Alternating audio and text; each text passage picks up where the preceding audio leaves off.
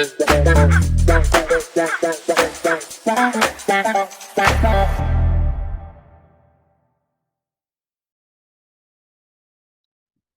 back, everybody. We are back in action. Welcome to another episode of Memalytics. Today, I have one of my very, very good friends, Luis Romero, over 10 years of coaching experience in youth football. So it's going to be a fun conversation with him today. Luis, welcome. Thank you, Memo. Well, it's nice to be here. I've been waiting. We've been waiting for this conversation for a little bit, so it's finally the time to do it. So thank you for having me here. I'm glad you're able to join us. Today we have a couple topics we would like to discuss, but it'll be broken up into 3 parts. But to start off, when we think about the game and playing positions and just terminology that could potentially affect the brain state of players, something that always makes me wonder, why do people or coaches still call defenders or the backline players defenders during attacking moments? Has always been a big question of mine. And you've been in the youth game for a while, and I'm sure you've heard several coaches describe their backline players as defenders, even in a different team function, when the team's in a different team function attacking. What are your thoughts? Yeah, well, basically it starts with knowledge. There's a lot of subjective information out there, a lot of pollution. So I think we've all experienced it. Just like you mentioned at the beginning of this podcast that we just had, you mentioned me as having 10 years of experience, but that's a typical way of describing coaches when we use inductive thinking to say that a coach has a certain amount of years as a experience. But actually, it's knowledge. The application of knowledge is what gives you the experience. And not having a universal language is an obstacle these days. So I think not knowing the characteristics of football as a starting point to zoom out what is football, and many coaches would not be able to respond that, or would have different thoughts or opinions.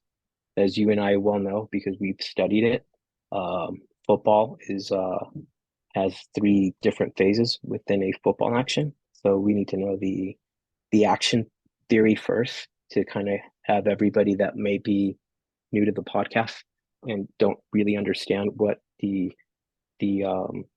definition for an action is. So moving, for example, your arm would be a movement because you're not interacting with the environment.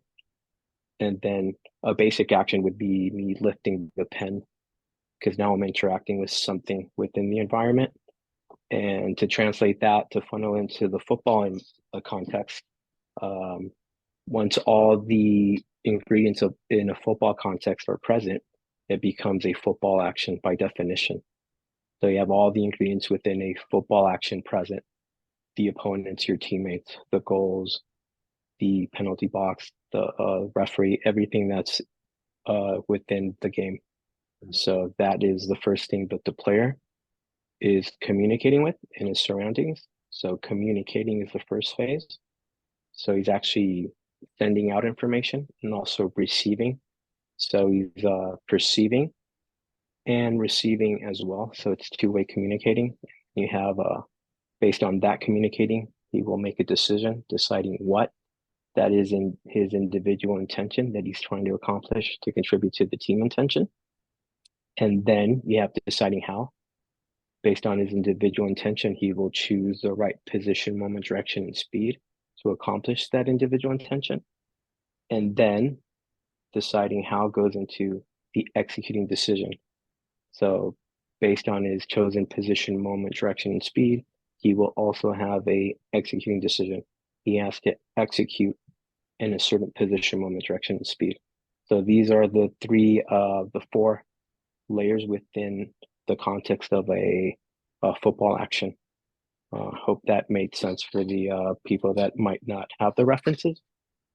in that context. But it's crucial because if we don't have that, we're talking past each other. So I think we'll have a good conversation because me and you basically know these references unconsciously. Okay, so yeah, a lot of information that you've given us, and that is much appreciated. So just to zoom out again, we started at a lot of the reason for maybe sloppy language in the football world is a lot of subjective knowledge. And can you describe subjectivity or what is subjective knowledge first, and then we'll zoom into everything else. But yeah, subjective knowledge in the football world could lead to chaos. Yeah, I agree. But what Yeah, is so basically the reference that I would use is inductive thinking, taking knowledge as a starting point, and that knowledge is used as experience. So you're basically saying that based on your experience, that's what gives you the knowledge. And a lot of coaches in today's environment take their first experience as a starting point, and that's only their first impression of something. That that first impression is only a first experience of having in a situation where you are now having to take that first experience and you have to critically evaluate it uh, using critical thinking. So, and the other way would be deductive thinking, where you take the application of knowledge, your objective references as a starting point, and then based on that knowledge, that's what gives you the experience to apply that knowledge. So that's the way I take it. It might be an easier way to describe it, but at this moment, I can't really come up with a thought and how to describe it. so So subject so knowledge versus experience? Experience is basically someone's first impression, and normally uh, people take that and take their first impression, and because of our DNA, we have a lot of confirmation bias in our DNA just because of human evolution.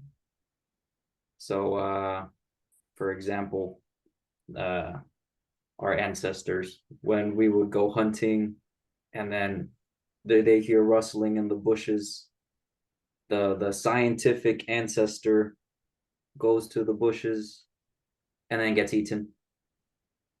And then the other ancestor runs away. So then this gene pool, this DNA survives. And the next time he sees rustling in the bushes, he doesn't even try to get a closer look to try to falsify his first impression of his friend getting eaten. So he runs away immediately, and it could be just a bunny rabbit. But confirmation bias, his first impression as a starting point, and that's going to be his reference for the rest of his life until he really falsifies or attempts to falsify his first impression. So then I think this is what you're speaking about in terms of experience. Coaches nowadays do a lot of trial and error, a lot of experiences, what works, what doesn't work. But this is only their impression, and they take it to be the truth. When and through deductive thinking with the right references, you can create objective knowledge in which you can uh, in which you can use to logically reason why certain things happen, and then you get a better out or you get a more detailed thinking process, and eventually you come up with a higher quality thought a higher resolution photo. So if you take your first experience, could be very pixelated, and then you try to falsify and clarify your first impression, then you get this more detailed photo, like HD quality and high resolution. And then this is the objective reference, the knowledge, because of all the falsifications you've developed over time.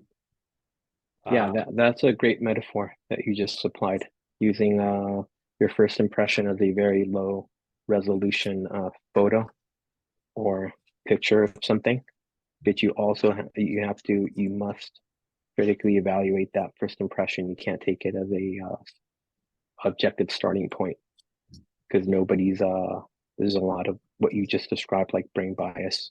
Usually a lot of coaches experience something for the first time, and in the process of experience it, if they do well with something, they'll go back to that without critically evaluating why has it gone well, not just the outcome. Yeah. So So like yeah, when that's players very become interesting. coaches, yeah, Yeah. like players And become coaches, they experience their head coach, and their head coach does things and he says things. So then this gets downloaded in the brain of the player, who will eventually become a coach. And then it's no fault of this coach, because he's just applying what he experienced, because he thinks this experience is the truth, without any top-down guidance from anyone to help him falsify and improve the quality of his thinking. So then sloppy language becomes the norm, generation after generation after generation. yeah, it's a kind of a pandemic, I would say, in the coaching world. So it's something that you have to try to deal with as best as possible, Yeah. and try to surround yourself with people that have uh, a higher bar with their objective references in the context of football, because you could easily become drowned in the coaching world if you surround yourself by these coaches that are just taking their first impression as a starting point. Yeah, because we hear a lot of coaches, yeah, this worked for me. And then you get the copy and paste coach, and then it doesn't work for him. So then now he has a negative impression of whatever the coach told him. And it could be true. Maybe this coach could be right. It worked Yeah, for him, but he doesn't know why it worked for him, so he can't explain it. But maybe there's some good things, but then this coach applies it and doesn't work for him. So then he could throw potentially a good thing out the window, and it works both ways. yeah, of course. There's no guarantees that because something went well the first time, it'll go well the second time if you have it objectively gone through the process of having references, deductive thinking. Yeah. So can we say, yeah, so we can say a lot of coaches consider their experience like 20 years of experience, but it's really 1 year experience doing the same thing 20 times.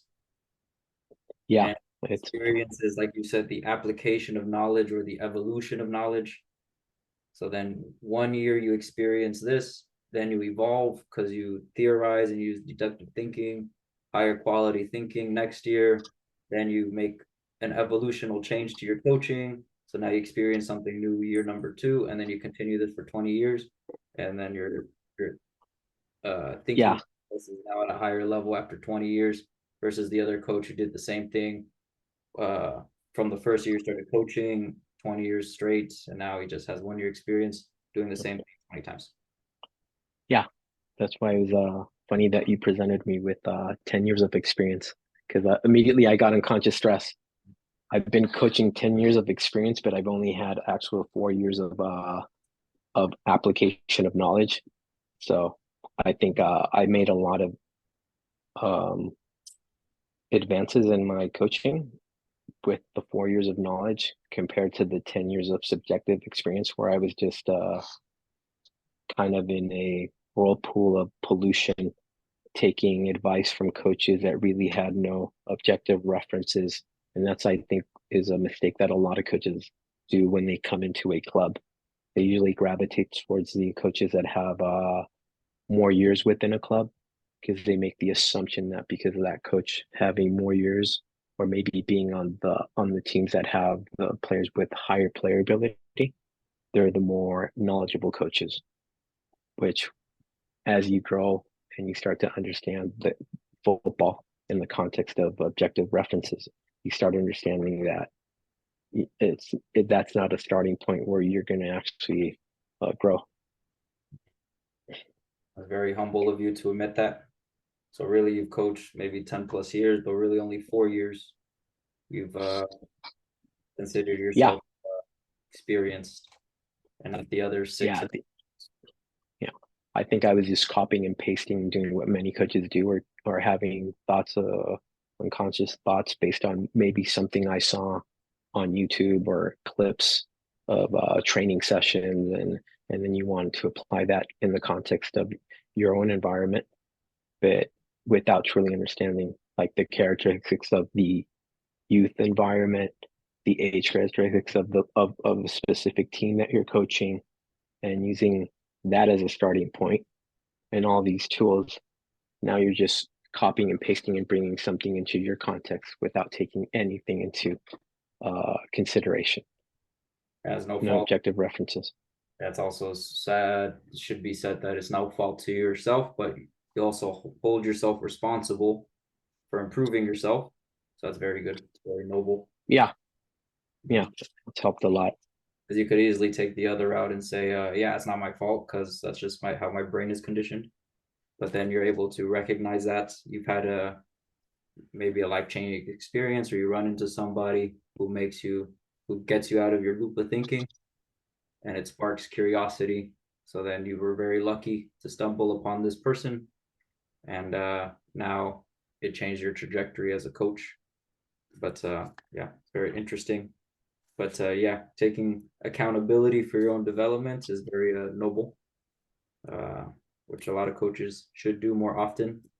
Yeah, Try to falsify what they do, or evaluate with another colleague and evaluate their training sessions or their decisions as a coach. yeah, So they get out of their loop of thinking because maybe they don't consider a different option because maybe they're just so zoomed in.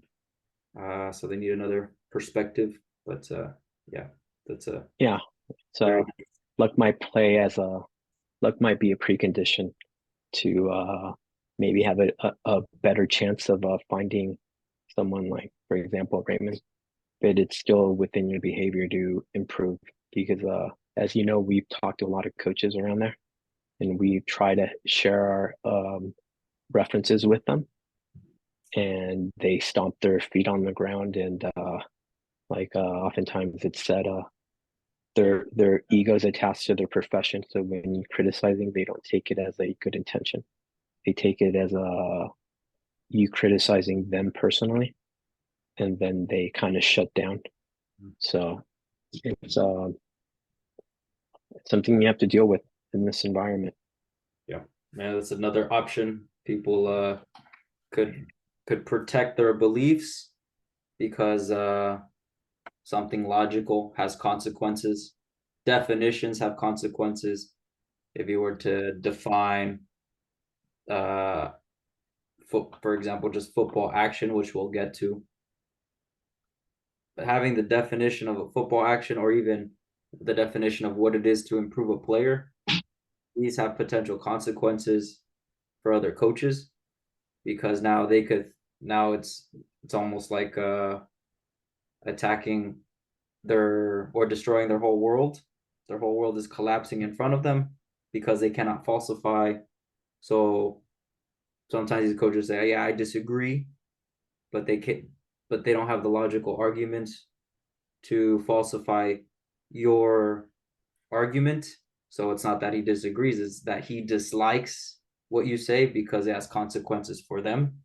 So then it sparks this internal conflict within them. So then they put their heels in the ground and they get defensive, which is another problem. So you trigger the ego, the amygdala when you do try to have uh, discussions about football in a more philosophical way.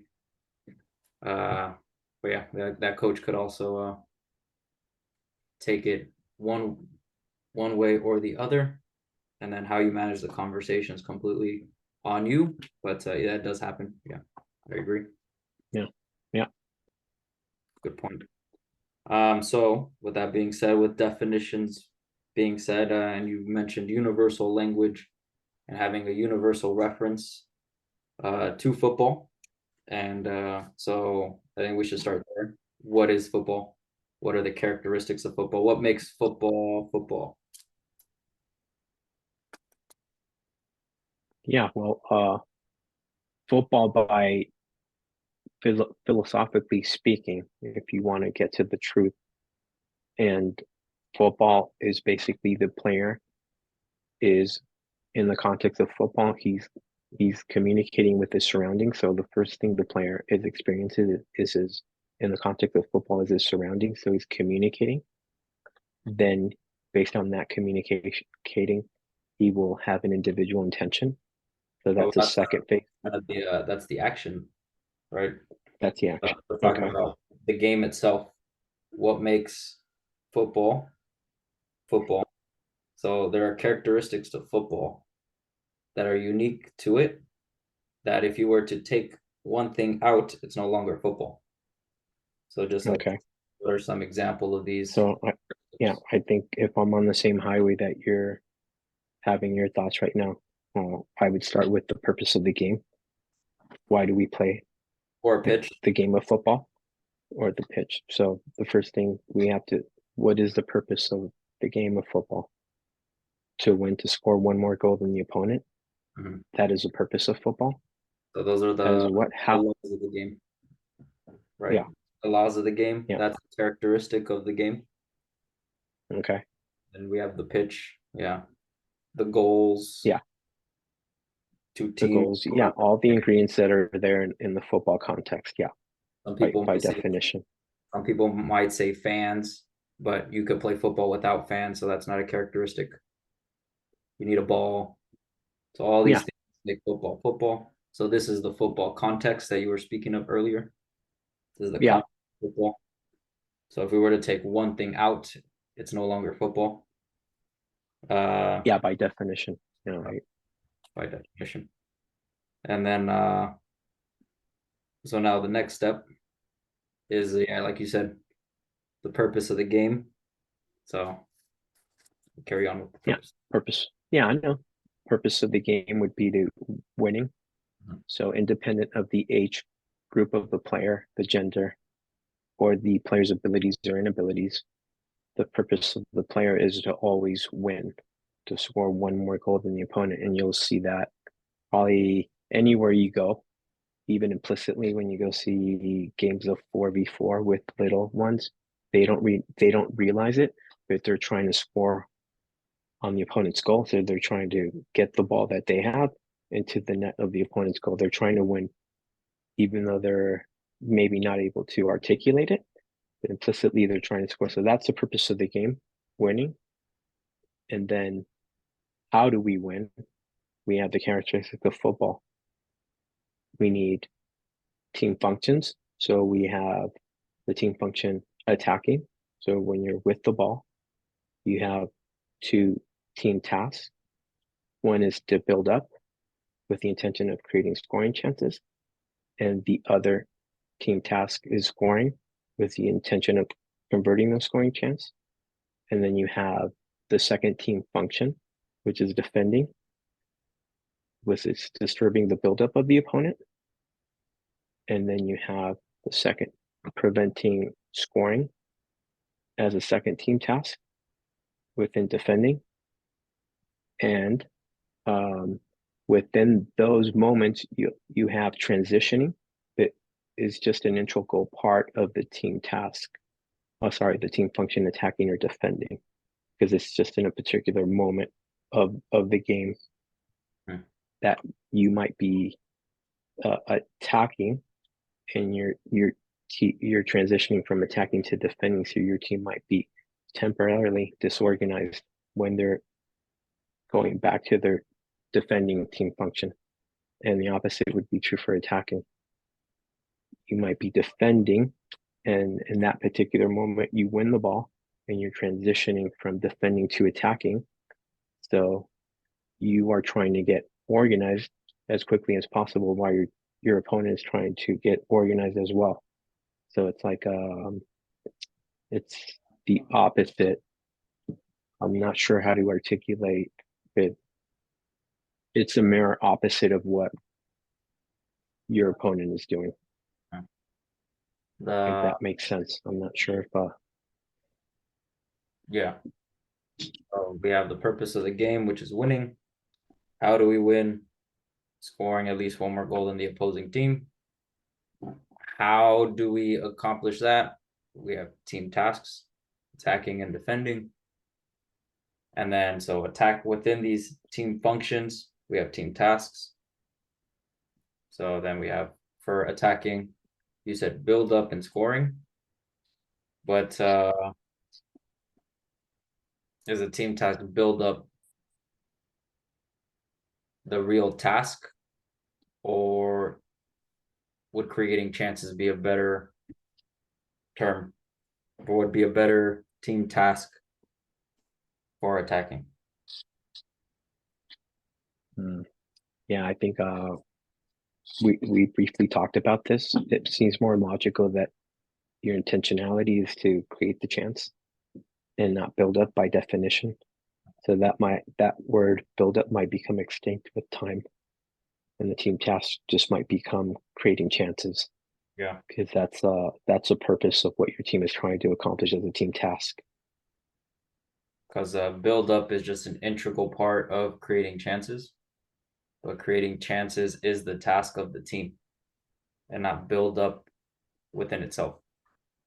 Yeah, Mhm. that might be something that we might quickly see in the next few years evolved into just disappearing and becoming extinct. So Yeah. yeah, I agree. And then we have defending, and like you said, it's the mirror opposite of attacking. So then we have prevent scoring chances and then prevent scoring. Yeah, and then if we continue with this, we have tools to be able to accomplish our team task, which is tactical principles, or also called team intentions. That these are tools to align the communicating of a team. So um, team intentions are the how to the what, which would be the team task. But they are also, there's a way in which we will define a team intention for attacking and also for defending, and then how we will accomplish that team intention is by aligning the individual intentions of the players within the team. So every player is trying to, based on his abilities or inabilities, he's trying to accomplish an individual intention to contribute to the so-called team intention. We could just hypothetically say exploring the space behind the backline of the opposing team as a team intention for the team function attacking. And then how we would accomplish that team intention is by aligning different individual intentions uh, within the 11 starting players. And that would trickle down to the deciding how, after the player has decided his individual intention, he will best choose the right position, moment, direction, and speed to accomplish that chosen individual intention. And once he decides how he's going to accomplish his individual intention, he has to execute that choice with a certain position, moment, direction, and speed as well. So that's the last phase, the executing decision, which is the brain bias that we oftentimes have in the football world. That's all we see. All there is all there is all we see. I'm sorry, all we see is all there is, which is brain bias kind of pollution, because what we're seeing from the outside is only the executing part within the executing decision in the context of a football action. So I think that gets lost in translation. That's why oftentimes we see, oh, bad pass, bad technique. But does the pass actually start when the player's executing, or was there a decision made prior to that executing? So we have different phases with we have to zoom out and really evolve in our thinking, because this is something that in the football world, I would say 99% of coaches will only zoom in until to the executing part within the executing decision. But that's only the football technique of the player that we're seeing. We're not seeing the communicating phase, or deciding what phase, or the deciding how. We're just seeing the executing of his technique based on his position, moment, direction, and speed. And the executing decision, as you know, is the executing decision of his individual intention, because we don't know what the player decided up until we have that conversation with him. So all we can evaluate is the executing. Just to go back a little bit, I was thinking about this earlier today, and you say tactical principles also means team intention, and yeah, the struggle with having two words with the same meaning could be confusing. And I was trying to falsify principles and intention, or falsify principle. So that's intention survives, and the principle becomes extinct. Principle refers to something that you always do by definition. Would you say that's correct? This is a principle, so we do this all the time. Yeah. Regardless. An intention is something you would like to accomplish, but if you cannot, then you have to choose something else.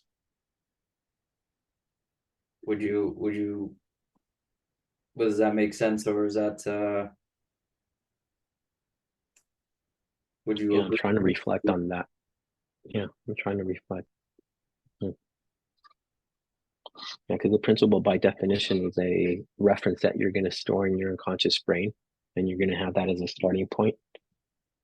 But in actuality, you should start with the intentionality of what you want to accomplish. Mhm. You should use the principle as a tool. Maybe defining football with the characteristics of football, it would be better. It would be more purposeful to leave team intention, because football is by definition a team sport. So you could be onto something by maybe eliminating tactical principles and leaving team intentions as a starting point. Because tactics is at team level by definition, but the concern of tactical principles is that they become an objective within itself, because principle is almost like something we do all the time regardless, like I just said. We do this despite of. So even if you cannot accomplish whatever you want to accomplish because of the game situation, rather than doing the something else, you're going to stick to your principles. So that's, for example, we leave building out of the back as a constant. You're building out of the back, even if the number 9 has a parking lot of space behind him, and the 2 center backs are not even paying attention. So rather than playing the ball to the number 9, you still play out of the back with the opposing team in your own half, and trying to disturb your build up close to your goal. and you risk losing the ball by your goal because of your tactical principles rather than doing what's best for the game situation. Hmm. So that's why tactical principles should be extinct because we would like to, for example, exploit space behind the backline of the opposing team because it gets us closer to the opposing team's goal. We would like to do that, but we don't have to do that. But that's our intention Yeah. because we could take alternate routes to accomplish our intention. But a tactical principle, we always do that, despite of which could have negative consequences. Yeah, I agree. It should be not. That's also the knowledge of the coach to understand that principles are only tools Mhm. to more purposefully um, align the abilities and inabilities of your players. So that is true. Intentionality should be the starting point. What are we trying to accomplish Mhm. as a team based on the purpose of the game and team functions and team tasks? What's the intentionality of the team instead of starting at tactical principles as an objective within itself? Maybe use team intention as an objective, and then the tool that we use might are dependent on the abilities and abilities of the players. Mhm. Because I had unconscious stress because these words were still put together or put in the same column, but only one can survive. Yeah, having two definitions for one word is always going to create unconscious stress. So Um, I I wanted to think that word tactical principles will become extinct. I believe as well. because one is more implicit learning, which is goal orientated learning, which distracts the conscious attention less of a player, which is team intentionality, versus a tactical principle, which is more explicit learning. So then you distract the conscious attention of the player from the purpose of the game Yeah, or the yeah, team. that yeah, it makes sense to have to solve that. I agree. Two definitions for one 2 words, 2 words, one definition. yeah, two words, one definition is a problem. Mm-hmm. So with this argument with this argument hold up to extinct to make practical principles extinct now, and now team intention could stand on its own, Well, or do we need stronger you have argument? to find, yeah, I would assume that we need stronger arguments because like just zooming out and just having my first pop-up, I was thinking about the football periodization book, how Raymond oftentimes tells coaches that you should use those principles as tools Uh-huh. and not as objectives within itself. Hmm. That's true. So I think it's it's it's based on the understanding of the coach to understand that those principles are not objectives within itself. They're tools to help the coach better align the communicating of his team based on the abilities and inabilities of his roster. So we shouldn't use tactical principles as an objective within itself.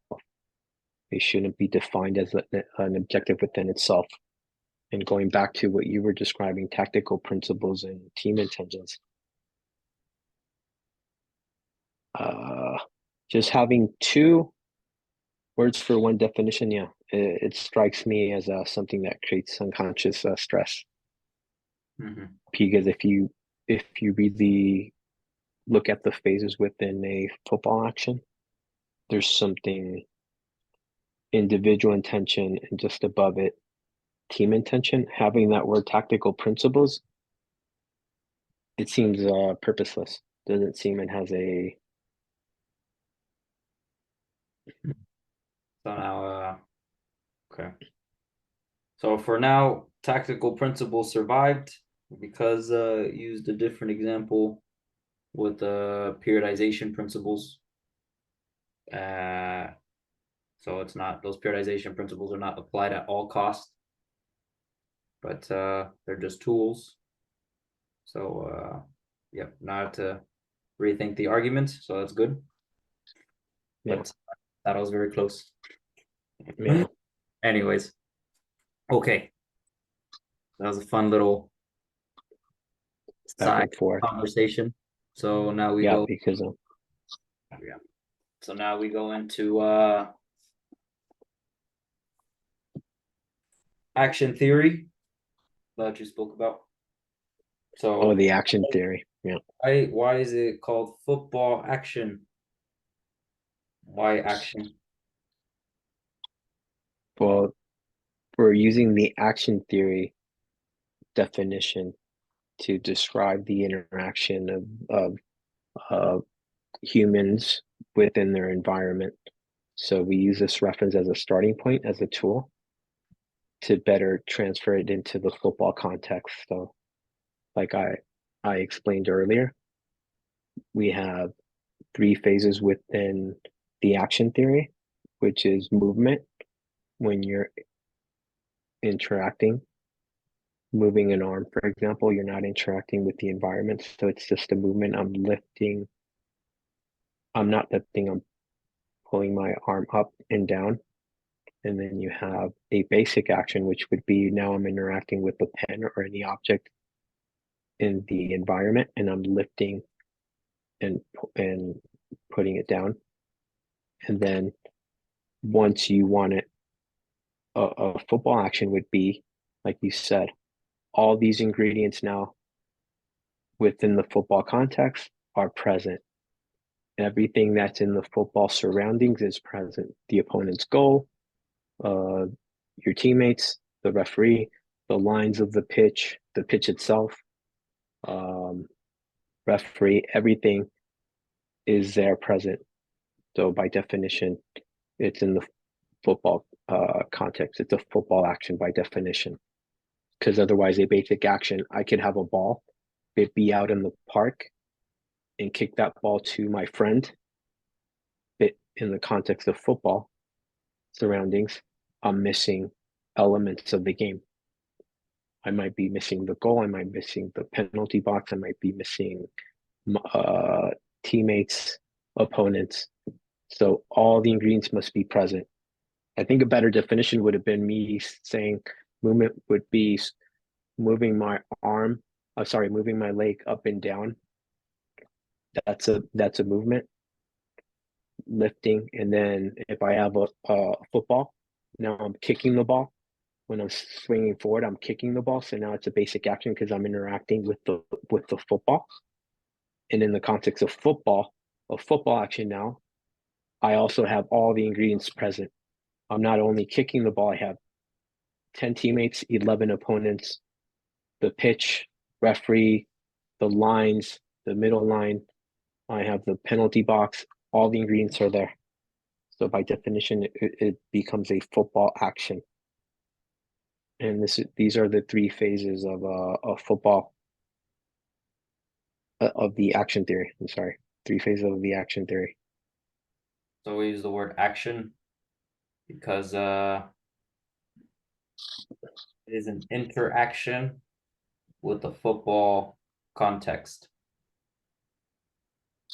That's why we Yes, use the word like movement, because movement refers to no context. You're not interacting with anything.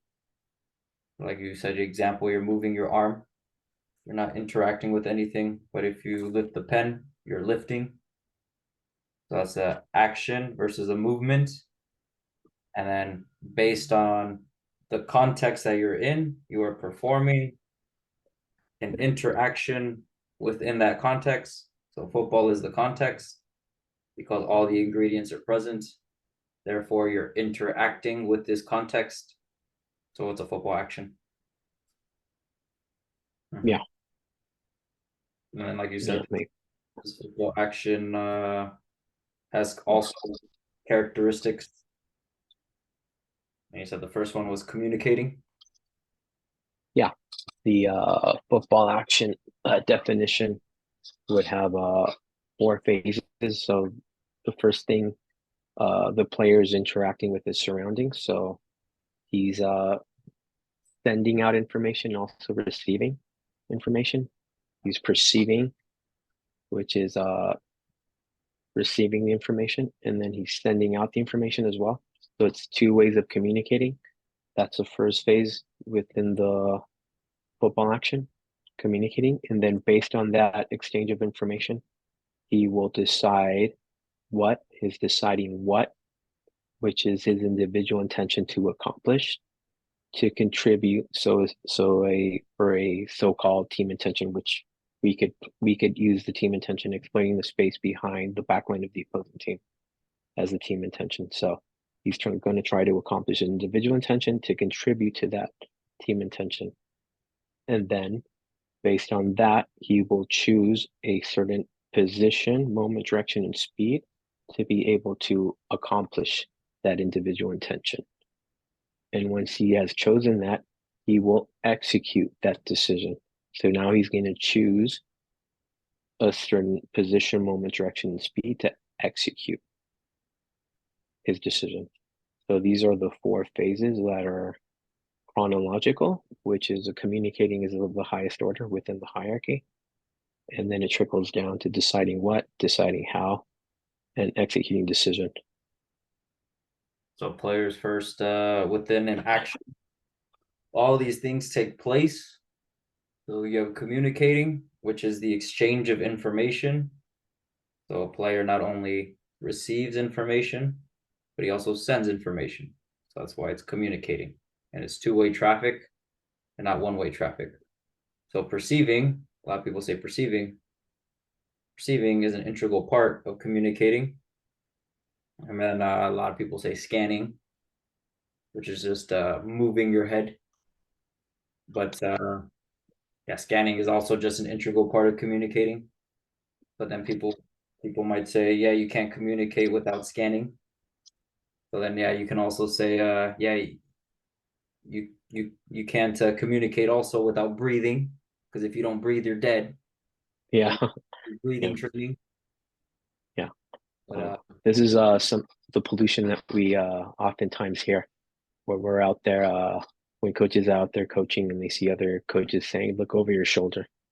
What are you trying to actually uh, describe to the player? Was as a coach looking over his shoulder, you could look at his shoulder, but it means nothing to him. yeah, It's what would you say? Check the shoulder. Yeah, the check shoulder. the shoulder. My shoulder is still there. So thank you, coach. Yeah, yeah. Uh, So these are the to communicate with my teammate, then yeah, exchange information. Or you want me to avoid communicating with my direct opponent? Yeah, so communicating. yeah. Uh, That's a that's a very good point that you made. Within the communicating phase, explaining that it's two-way traffic, because something that you might be perceiving, you might have actually initiated within your own body position. For example, hypothetically, I could be the the middle line player, wide middle line player, and when I'm becoming a progress option, I'm opening my body position, and when I control the ball, I'm perceiving my left winger trying to become a progress option in the space behind the backline of the opponent. So I play the ball to him. It's the only reason the cause of him the cause of him the effect of me seeing that or was caused by me, by him perceiving me opening up my body position. So I already played to him. He already knew there was two-way traffic. Once he saw my body positioning opened up, he perceived that and he made the intention to become a progress option behind the backline. So oftentimes that gets lost in the understanding because we don't see that with our eyes. We can't visualize that. All we see is the executing part within the last phase of a football action. Yeah. All we will see is the last part of his executing part, and we don't even know the decision within that executing part. So that was a good point that you made. Yeah, because we can't see what the player saw. We have to ask them. So then the next phase, so after the player has exchanged information, they have communicated with the football context. Now, with that information, they are going to decide what they're going to do. So, like you said, their individual intention, what are they trying to accomplish? So then they have to decide based on the game situation. And then after that, they have to decide how they're going to accomplish their individual intention to contribute to the game situation or to the team to to accomplish the purpose of the game. Yeah, And that's where game insight principles are so important, not only for the coach to have those references stored in his unconscious brain, but also for the player. because But especially for the coach, because the coach must understand all these references to be able to transfer that knowledge and store it in the unconscious brain of the player by using reference coaching, for example, asking questions to provoke the desired answer. because deciding how is now the is up to the game insight of the player. What the player has stored in his brain or her brain, because now they have to choose position, moment, direction, and speed for their action. So then a lot of things can contribute to their how.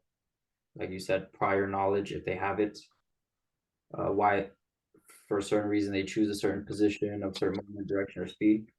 What's downloaded in their brain because there's a reason why they choose it.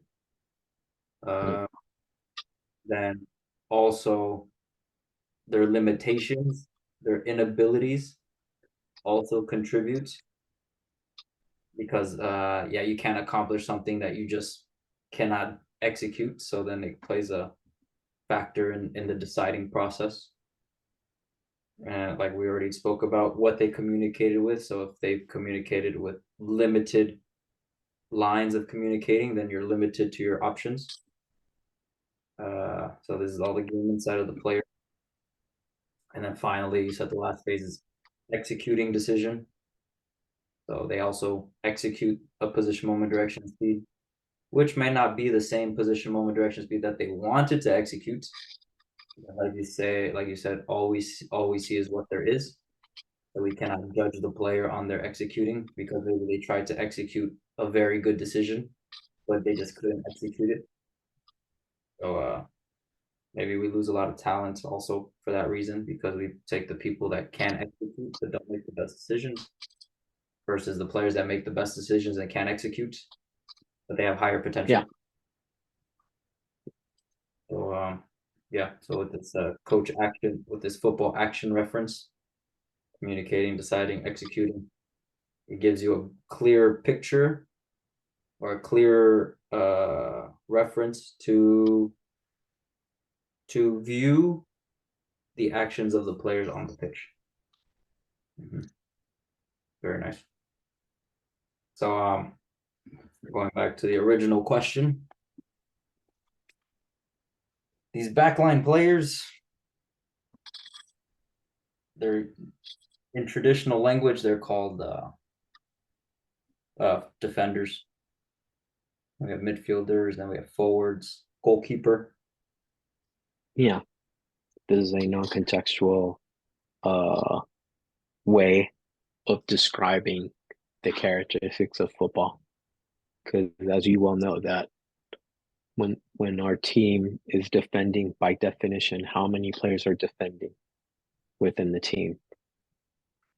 Is it just two or three, or is everyone defending within the team. And this terminology has consequences because yeah, when the team loses the ball and they're in the team function defending, maybe the forwards think they don't have to defend or they Yeah, don't have to contribute to defending because oh, those are the defenders. We are defending, so they defend. yeah.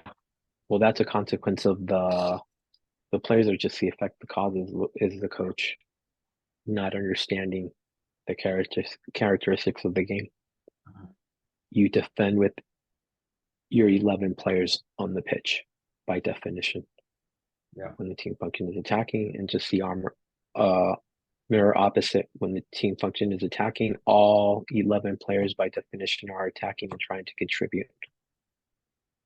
Yeah. So this is sloppy language that we have to sometimes correct within players when we often get them, because their brain has been conditioned to believe that if they're in the back line, their only task is to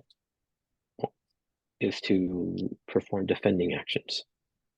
Yeah, So because they don't sorry, go for they it. don't see themselves, they don't see themselves trying to accomplish attacking actions when the team function is attacking, because their coach has told them, hey, you play in the back line, you're just defenders. Yeah. So, they tend not to contribute. They have that brain uh, bias or pollution. Mm, So, it's difficult to so mm, the words the coach uses has consequences to how the individual player contributes to the team because oh yeah, enormous. the defenders when we have the ball now they think we don't have to contribute to attacking. So now maybe the outside the fullbacks don't push into the middle line and they just stay Mm, back and yeah, they don't contribute to attacking. yeah, The and ball the mirror player opposite. stays on the goal line so he doesn't push up with the team. Yeah, Um, yeah, it's like you said, it's sloppy language from a lot of coaches, and again, it's just a critical evaluation of your practices and what you say. That some people, it's not their fault. Sometimes people are unconsciously incompetent, so they don't know what they don't know until someone comes along, provides them with the little evaluation, critical feedback, and then it's up to them to go from now uh, unconsciously competent. So now they know they're still unaware, but they at least they know what they don't know, but they don't fully comprehend it until they become consciously competent. Then they know what they know, and then final stages, uh, unconsciously. Oh, sorry, yeah, unconsciously competent. So then they can do it almost like second nature, and then the final stage, consciously unconsciously competent. So then you're yeah, aware of the conscious brain. But to get out of this pollution, like you said, the solution is surrounding yourself with higher level thinkers. But yeah, yes, but the biggest thing is like coaches need to be aware of the consequences. These backline players, do you want them to contribute to attacking? So then you need to give them that brain state, like you said, team function, attacking. We're 11 players on a team, so all 11 players are involved in team function attacking. So then you all attack.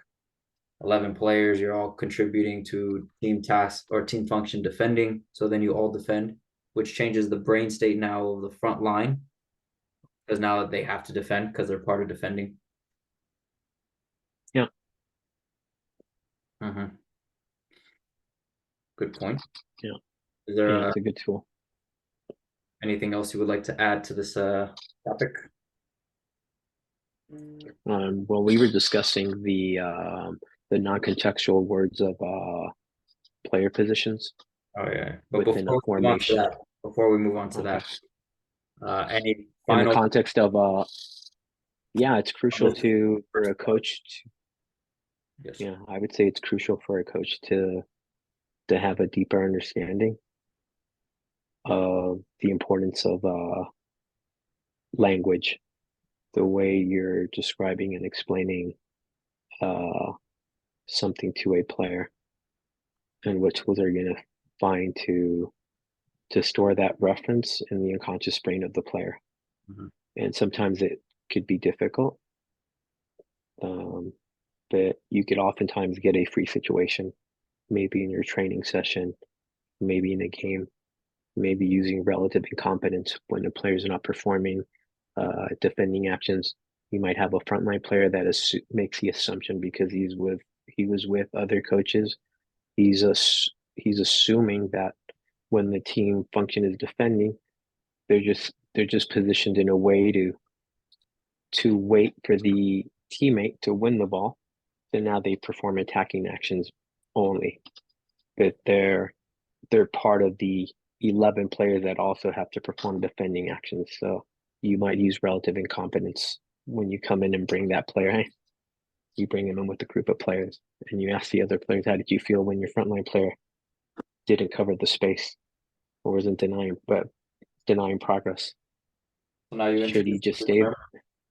Can you Yeah, define it makes relative incompetence? Because you introduced a new term. oh, relative incompetence is it's by definition from my understanding when example A, I could say I have a conversation with a player. So now I have a problem with a particular player and I describe and explain the problem with that player. And player might make the assumption that it's something between me and him as a problem and not in the context of team.